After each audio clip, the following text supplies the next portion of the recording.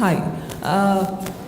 With our field having so much of a hassle in convincing a client on a design that you propose, how is it that you deal amongst yourself as a partnership or two design heads in a firm?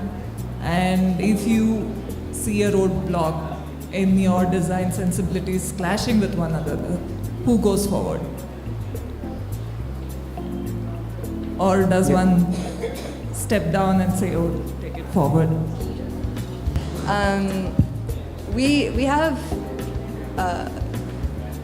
a lot of similarities in terms of what we like and kind of what we gravitate towards. But we have a lot of differences in opinion.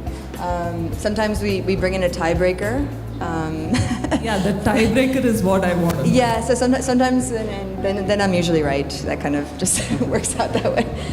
But I think the partnership dynamics are very complex, and sometimes it's like perfectly in sync, and sometimes you just have one of those days where everything seems to be off. But I think as long as there's an overall an open dialogue and you're able to kind of deal with the situation, walk away. We do a lot of GChat venting to each other, and then in the end it's okay. So I think as long as there's an active dialogue, we found ways to work around our disagreements.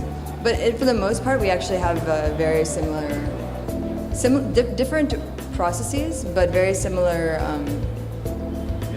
aesthetic senses. So we also, I think we have complementary strengths. I think Eliza's a really good designer. I'm just because I've worked for many years before starting an office. I know how buildings put together, kind of, and I have no idea. yeah. So we kind of work off each other, and I handle a lot of the site work, and Eliza does a lot of the initial design work. I think our paths very rarely cross because our competencies in the office are completely very well defined in the sense that Santosh takes care of all the landscape work that comes into the office, and I kind of take care of the architecture and the interiors part.